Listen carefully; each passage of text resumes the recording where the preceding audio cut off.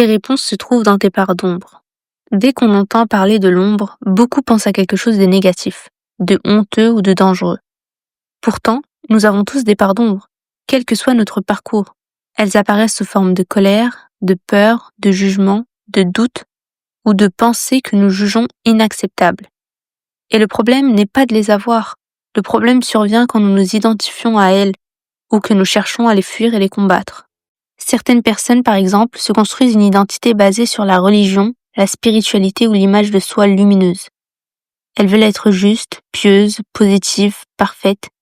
Et dès qu'une pensée sombre apparaît, elles se sentent déstabilisées, voire même attaquées. Elles se mettent alors à lutter contre elles-mêmes.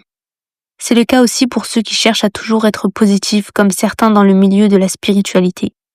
L'obsession de rester dans la lumière et de tout voir de manière positive peut créer un déséquilibre. Parce que la vie fonctionne en polarité, lumière et ombre, positif et négatif.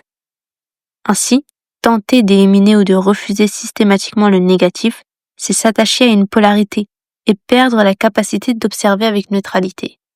Et c'est là que nous nourrissons involontairement nos parts d'ombre. Ces mécanismes sont universels, peu importe ton parcours, chacun de nous fait face à ses parts d'ombre. Et la clé n'est pas de les combattre, mais de les comprendre et de les observer. C'est exactement ce que nous allons explorer dans cette vidéo pour comprendre comment ces parts d'ombre peuvent devenir des guides et nous montrer des réponses que nous cherchons souvent à l'extérieur. Pour commencer, il faut comprendre que ce sont vraiment nos parts d'ombre. Ce mot « ombre » peut faire peur. Il évoque quelque chose de mauvais, de honteux ou de menaçant. Mais en réalité, les parts d'ombre ne sont pas mauvaises en elles-mêmes. Elles sont simplement des aspects de nous-mêmes que nous n'acceptons pas ou que nous ne comprenons pas encore. Chacun de nous en possède, tout le monde. Même la personne que tu admires le plus, que tu considères comme lumineuse ou sage, a ses parts d'ombre.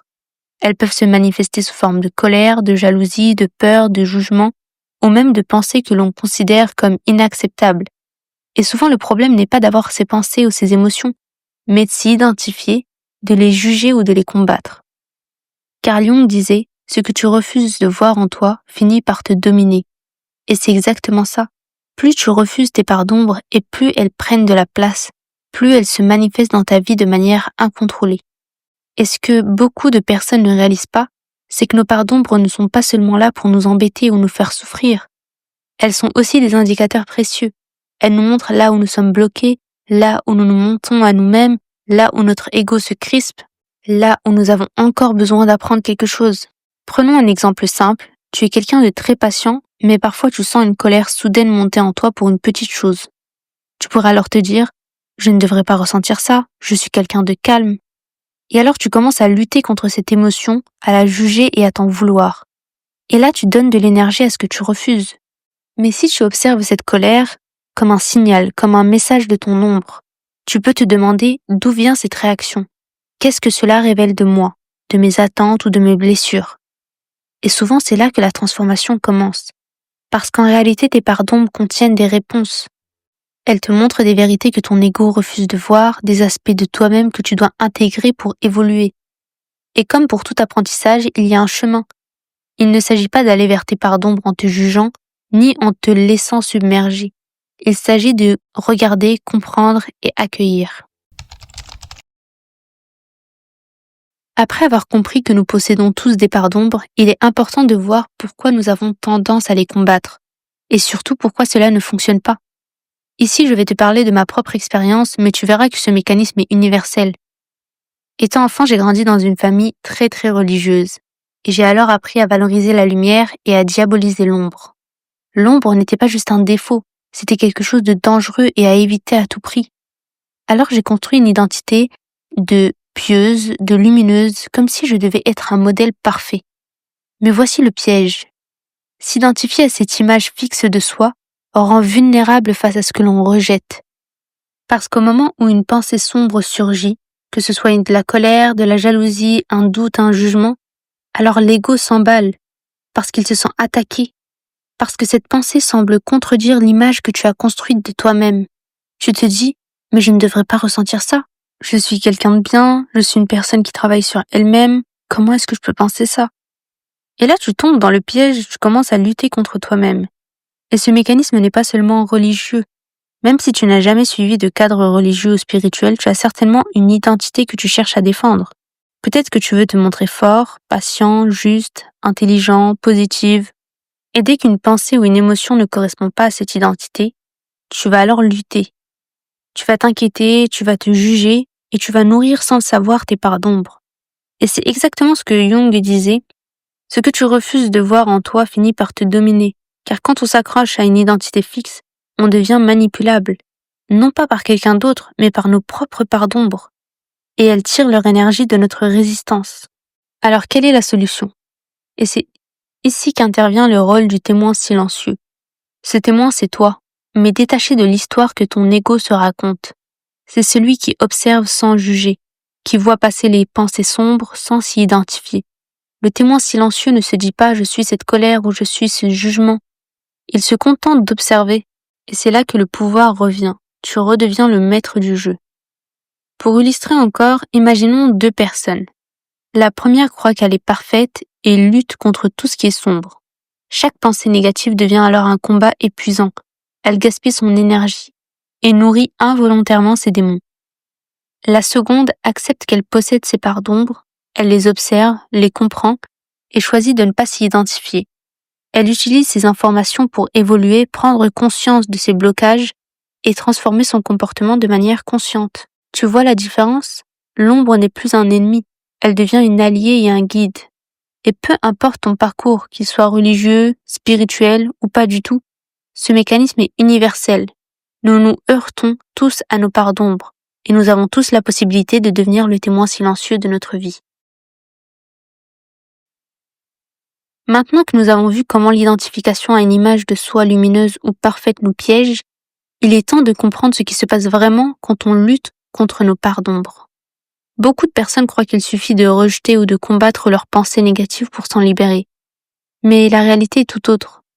N'essayez pas de chasser ou de noyer vos démons, parce qu'ils savent nager. Imagine un courant puissant sous la surface de l'eau. Si tu luttes contre lui en donnant toute ton énergie pour le repousser, alors tu t'épuises et il te tire encore plus profondément. Et c'est exactement ce qui se passe avec nos parts d'ombre. Plus tu les combats et plus tu leur donnes de l'énergie, et plus elles se renforcent. Et cela se voit dans différents profils. Par exemple, le religieux ou le spirituel qui veut toujours rester lumineux et positif, la moindre pensée sombre devient un combat intérieur, et il se retrouve épuisé, frustré, et parfois encore plus assombri par cette résistance. La personne qui se croit rationnelle ou bonne dans ses actions, il suffit d'un doute ou une colère non acceptée, devient un poids invisible qui influence ses décisions souvent de manière inconsciente. Le problème n'est pas de ressentir ses émotions ou ses pensées. Le problème est la réaction que nous avons envers elles. Quand nous nous identifions, nous croyons que ces pensées nous définissent. Nous commençons à lutter, à nous juger et à culpabiliser. Et là, nous nourrissons exactement ce que nous voulions éliminer. Alors comment sortir de ce cercle vicieux? La clé réside dans l'observation consciente et le détachement. Comme nous l'avions vu dans la partie précédente, le témoin silencieux ne juge pas. Il n'entre pas en conflit avec ses pensées. Il observe, comprend et accueille et choisit de ne pas s'identifier. Prenons un exemple concret. Imaginons que tu as une colère soudaine envers quelqu'un pour un petit détail. Si tu te dis « je ne devrais pas ressentir ça, je suis quelqu'un de calme, je suis positif », tu entres alors dans un combat mental. Mais si tu observes simplement cette colère, « ah, je ressens cette émotion, je remarque qu'elle est là », tu ne la combats plus. Tu poses une certaine distance et tu comprends qu'elle te révèle un besoin, une frustration ou un blocage que tu n'avais pas vu jusque-là. Et c'est exactement ce que signifient les réponses sans dans l'ombre. Elles ne sont pas visibles quand on lutte. Elles apparaissent quand on cesse le combat et qu'on devient le témoin silencieux de notre monde intérieur. Et c'est pour cela qu'il faut comprendre que la lutte est contre-productive, que la confrontation directe nourrit ce que l'on cherche à contrôler, et que seule l'observation détachée nous permet de transformer nos parts d'ombre en véritables guides. Maintenant que nous comprenons que lutter contre nos parts d'ombre est inutile et que l'observation consciente est la clé, la question suivante est comment transformer ces parts d'ombre en alliés pour notre évolution. Tout d'abord, il faut changer de perspective. Nos parts d'ombre ne sont pas là pour nous punir ou nous faire souffrir. Elles sont des messagers, des indicateurs précieux de ce qui se passe à l'intérieur de nous, que ce soit nos blocages, nos peurs, nos croyances limitantes, nos blessures du passé. Elle nous montre où nous avons encore à apprendre, à évoluer ou à intégrer certaines vérités sur nous-mêmes. Prenons un exemple simple. Imaginons que tu ressens de la jalousie envers quelqu'un. Plutôt que de te juger et de te dire que tu ne devrais pas ressentir ça, que tu n'es pas comme ça, etc., tu vas plutôt observer cette émotion et te demander qu'est-ce que cette jalousie te révèle sur tes désirs profonds, tes insécurités ou tes attentes. Cette émotion devient alors un guide et non un obstacle. Il est également utile de prendre conscience de la polarité dans nos vies. La lumière et l'ombre coexistent toujours. Chercher à être uniquement lumineux ou toujours positif crée un déséquilibre. Accepter nos pardons permet donc d'atteindre ce juste milieu, un état où nous sommes capables de ressentir et d'observer sans nous identifier. Concrètement, voici quelques clés pour utiliser ces parts d'ombre. La première, c'est observer sans juger, donc reconnaître la pensée ou l'émotion sans se dire que cela fait de nous une mauvaise personne. La deuxième clé, c'est de comprendre le message. Chercher ce que cette émotion révèle sur nos besoins, nos blessures ou nos croyances limitantes. La troisième clé, c'est d'intégrer et ajuster, c'est-à-dire utiliser cette compréhension pour agir de manière consciente, transformer un comportement ou simplement ajuster notre perception. Et la quatrième clé, c'est de rester le témoin silencieux, toujours, ne pas s'identifier à la pensée ou à l'émotion, garder la maîtrise de soi.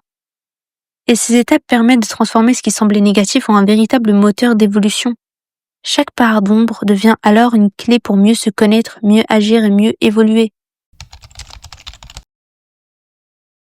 Après avoir appris à observer et utiliser ces parts d'ombre, il est temps de parler d'intégration.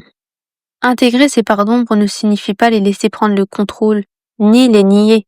Cela signifie les reconnaître, les comprendre et les accueillir comme faisant partie de soi, sans s'y identifier. L'intégration nous permet d'atteindre une véritable liberté intérieure. La liberté ne consiste pas à être toujours positif, toujours lumineux, ou à ne jamais ressentir de pensées sombres. La liberté consiste à ne pas être contrôlé par ses émotions, pensées ou identités fixes. Elle consiste à rester le témoin silencieux, maître de son monde intérieur. Par exemple, imaginons que tu ressentes une peur intense. Plutôt que de la juger ou de t'en vouloir ou de la refouler, tu l'observes et tu te demandes qu'est-ce qu'elle m'apprend sur moi, sur mes limites et sur mes besoins. Et dans cette observation, tu retrouves la clé de ta transformation. Intégrer ces parts d'ombre, c'est aussi accepter la polarité de la vie. La lumière et l'ombre ne sont pas des ennemis, elles sont complémentaires. Et c'est en comprenant et en intégrant nos deux pôles que nous atteignons à un équilibre vibratoire, une harmonie intérieure. Au final, cette démarche nous ramène à l'idée centrale de cette vidéo. Tes réponses se trouvent dans tes parts d'ombre. Car tout ce que tu cherches à l'extérieur, que ce soit la paix, la clarté, la maîtrise ou l'évolution, tout cela est déjà accessible à l'intérieur de toi. Il suffit de regarder, comprendre et intégrer plutôt que de lutter ou de nier. Et c'est ce que je souhaite que chacun retienne de cette vidéo. C'est tout d'abord accepter tes parts d'ombre car elles ne sont pas tes ennemis. Observe-les avec attention et détachement sans jugement. Utilise-les comme guide pour comprendre tes blocages et évoluer. Et pour finir, reste le témoin silencieux, maître de ton énergie et de ton esprit. Parce qu'au final, la véritable lumière n'est pas l'absence d'ombre. La véritable lumière est celle qui naît de l'acceptation et de l'intégration de toutes nos parts, et qui nous permet de devenir vraiment maître de nos vies et de notre évolution.